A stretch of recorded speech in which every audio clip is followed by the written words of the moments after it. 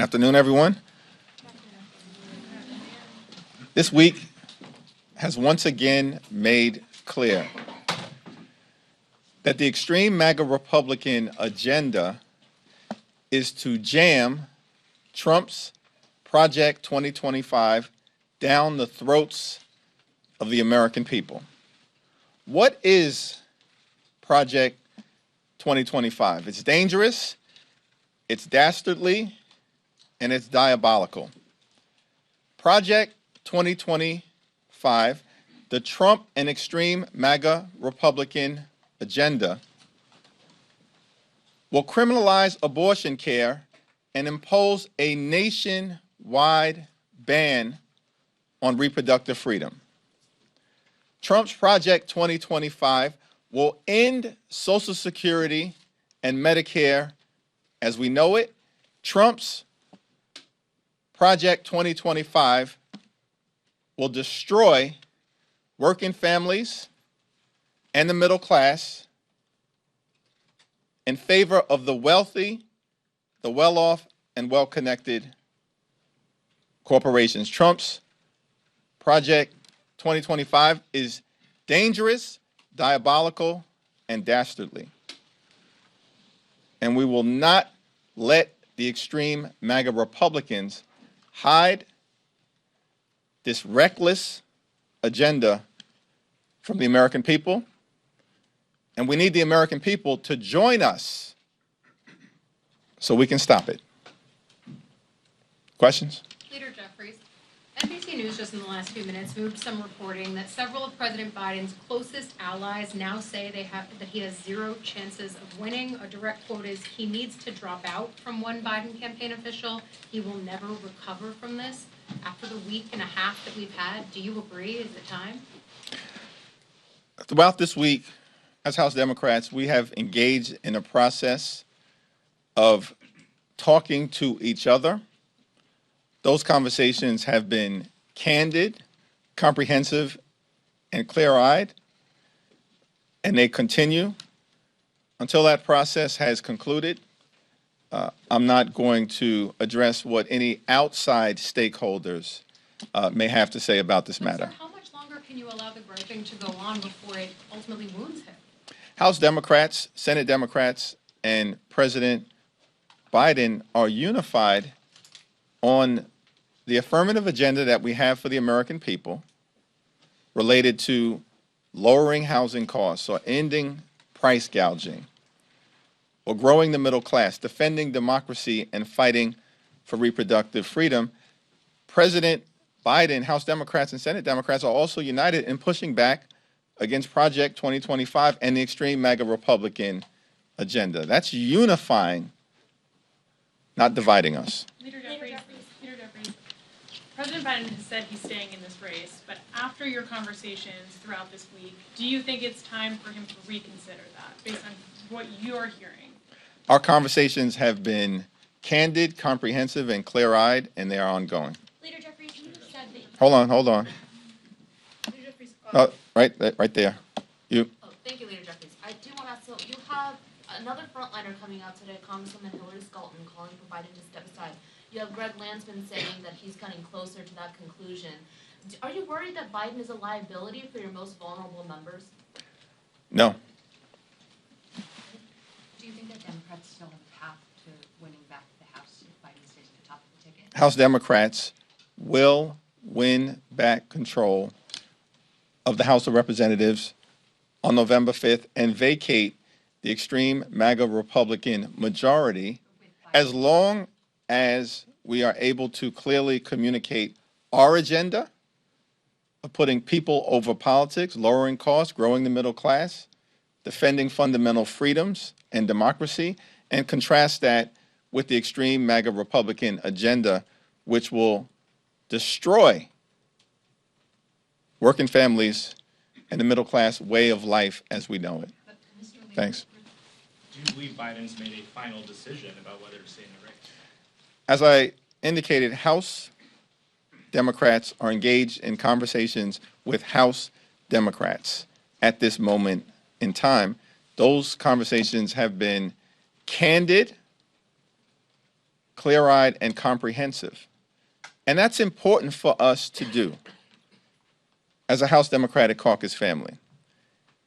And as long as those conversations are ongoing, I'm going to respect the sanctity of those conversations until we conclude that process. Thank you very much, Leader Jeffries. I want to ask about appropriations. The last time the Speaker's job was threatened, it was your caucus that bailed him out, gave him the support to survive, and that was very important to him maintaining his job. In that context, what are your priorities for the appropriations process that's underway, and do you plan to use your leverage over the Speaker to get some of your priorities through, and if not, then why not? In connection with the appropriations process, we've had no discussion about a theoretical or hypothetical motion to vacate. We take every issue and evaluate it in a serious, substantive, and sober fashion. That's before the Congress, and that's what we'll continue to do. With respect to the current appropriations process, we've been very clear that in May of last year, House Democrats, Senate Democrats, House Republicans, and Senate Republicans, in partnership with President Biden, reached an agreement connected to the Bipartisan Fiscal Responsibility Act. That agreement in this upcoming fiscal year calls for a top-line spending number of $1681. The Republicans in the House right now are marking up an appropriations bill at $1606. That means they are cutting $75 billion from their own agreement reached with everyone else under the Capitol Dome and President Joe Biden, along with Vice President Kamala Harris. That $75 billion cut will adversely impact the health, the safety, and the economic well-being of the American people, hurt children, hurt seniors, hurt veterans, and hurt many others.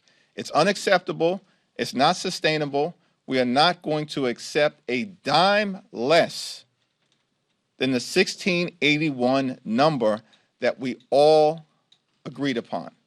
The behavior of the extreme MAGA Republicans right now, and by the way, they're unable to pass their own reckless appropriations bills, which should tell you everything you need to know, suggests to me that they are marching the country to a dangerous government shutdown at the end of September.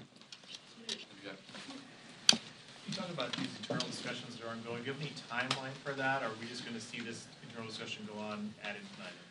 There are 213 voting members of the House Democratic Caucus and 3 additional delegates. Every single one of those voices is important.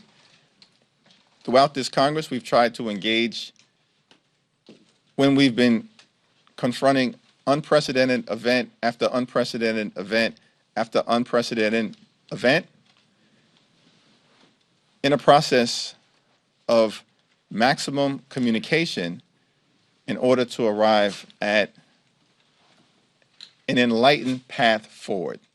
That's what we've done every single day of the 118th Congress, and that's going to continue. In the back? Thank you, Mr. Leader. Could you just talk a little bit about what advice you have for lawmakers right now as they're weighing this sort of moment for the party and for the president, and they're deciding what to say and what should happen? I imagine many of them we hear are hearing from their constituents. What should they tell their constituents, and what advice do you have for them as they weigh their own personal decisions on what they believe is the best path forward? It's important for us to continue to engage with each other here in the United States House of Representatives, but even more important for our members, as they have been doing, to engage with their constituents back home on any issue. This is representative democracy, and the House is the institution that the framers designed to be the closest to the American people, to reflect the hopes, the dreams, the aspirations, the fears, the concerns, the anxieties, and in the words of the framers, the passions of the American people. That requires intimate engagement with the people back home that we're privileged to represent on any matter. but certainly on matters of consequence. Thank you, Leader. If President Biden fails to deliver tonight at tonight's press conference, how will Democrats move forward? That's a speculative question, and as I indicated, we're involved in an internal process that we take seriously, and until that process is concluded, I'm not really in a position to comment on external events. How much is at stake? With respect to. I'm sorry, first row. Among your frontline members of the caucus, the ones who've called on the president to withdraw, do they confer with you, try to get your blessing, notify you in advance? As you can imagine, there have been a lot of conversations that have taken place over the last several weeks, and those conversations are private until frontline members or other members of the caucus decide to make them public. Kevin? After the last 2 weeks, even with all of that, there was at least one public poll today that suggested that Biden and Trump are still relatively neck and neck. Is there a case that you have made or that you can make for staying the course with Biden as the nominee? And then on top of that, if you don't follow what the concerns are of some of these members that are coming out and speaking, and don't call on Biden to resign, and he loses, you don't get the House, you don't become Speaker, why should the members trust your political judgment going forward? We're going to work as hard as we can to win back control of the United States House of Representatives in November. And I think at the end of any election cycle, people are going to evaluate what the performance of House Democratic leaders has been in achieving the objective. That involves candidate recruitment. That involves how much resources the DCCC is raising relative to our counterparts on the extreme MAGA Republican side of the aisle. And it also involves what happens in any high-profile special elections that may occur during the course of the 118th Congress, including ones that may happen to emerge in your own backyard. The record will speak for itself. I'm not going to characterize it at this moment, but all of this information is in the public domain. Is there a case to keep Thank you. If I may ask, different president, your meeting with. Thank you. With Zelensky yesterday, we talked about it a little bit yesterday, but if I may ask more specifics, have you been talking about lifting all the restrictions from Ukrainian army and how Congress may help Ukraine with that? And also, have you been talking about securing aid to Ukraine in future, maybe next year? We have not had any conversation about future appropriations, but we did have a very thoughtful and candid and comprehensive and meaningful discussion with President Zelensky and his team yesterday. I was, of course, joined at that meeting by Catherine Clark and Pete Aguilar, Speaker Emerita Pelosi, some of our leaders on the committees of relevant jurisdiction, including Jim Himes, Adam Smith, Greg Meeks, and Rosa DeLauro. At that conversation, we talked about how we can fully implement the legislative product that was produced in connection with the national security package. And we also talked about the stakes being incredibly high. This is a moment in the world where we are locked in an existential struggle between democracy and autocracy, between freedom and tyranny, between truth and propaganda. The United States and Ukraine stand on the side of democracy, freedom, and truth. Vladimir Putin stands on the side of autocracy, tyranny, and propaganda, and is engaging in brutal tactics such as bombing a children's hospital. Russian aggression must be stopped at all costs for the good of the Ukrainian people, for the good of America's national security interests, and for the good of the free world. And we made clear to President Zelensky that we will be with him every step of the way until Russian aggression has been defeated. What about the restrictions from Ukrainian army to use? We discussed a wide variety of issues in terms of how to operationalize the legislative effort that was passed and signed into law by President Biden. Great leadership in that regard from President Biden. And we will follow up our conversation with President Zelensky with members of the administration. Thank you, Mr. Leader. The inflation report came out today with indicators that the inflation is cooling. You mentioned Project 2025. There were some legislative failures on the floor for House Republicans today. Are you concerned that the conversations that are going on with your members, speaking to the press about Biden's candidacy, are a distraction from the message that you could be sending about the economy turning around, about Project 2025 as you led with your remarks, with, the legislative branch approach bill failing? Are you concerned that those opportunities are being lost to this conversation that we're having about Biden's candidacy as it pertains to House Democrats? We have to look at the cumulative weight and balance of the discussion that has occurred throughout the 118th Congress. The 118th Congress has been a disaster for House Republicans. It's been characterized by chaos, dysfunction, and extremism. As evidenced today, House Republicans can't accomplish a single thing without Democratic support.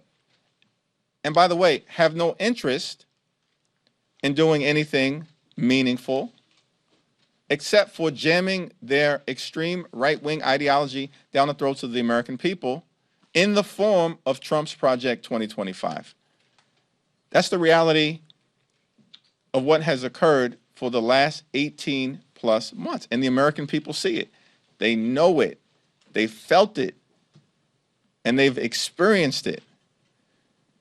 And we don't track polls day to day, week to week, month to month. But one thing has been clear throughout the last 18 plus months, and that's the generic ballot. Who do the American people trust more as it relates to the House of Representatives? House Democrats or extreme MAGA Republicans?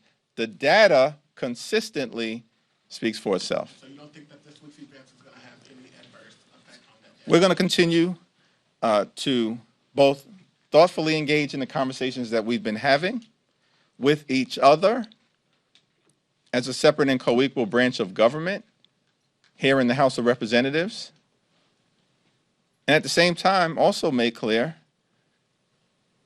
that we have to articulate a vision for the future that meets the needs of the American people, building upon the transformational progress that has been led by President Joe Biden. Last question. Next week is the GOP convention. I'm curious how Democrats are going to organize messaging or counter-message around the GOP convention. The extreme MAGA Republicans can run, but they can't hide from the American people. And next week, we will see chaos, dysfunction, and extremism on full display. The notion that the extreme MAGA Republicans can convince anyone that they truly don't want to criminalize abortion care and impose a nationwide ban is a joke. The extreme MAGA Republicans are responsible for the situation that tens of millions of women find themselves in right now. We will continue to make clear, we believe in a woman's freedom to make her own reproductive health care decisions. Next week, we'll highlight, again, for the American people, that the extreme MAGA Republicans want to criminalize abortion care and impose a nationwide ban. We will make clear that we want to strengthen and protect Social Security and Medicare. The extreme MAGA Republicans want to end Social Security and Medicare as we know it. We will continue to make clear that House Democrats, Senate Democrats, and the administration are fighting to make life better for working families, the middle class, and everyday Americans, while at the same time, extreme MAGA Republicans simply stand up for the wealthy, the well-off, and the well-connected. Thank you, everyone.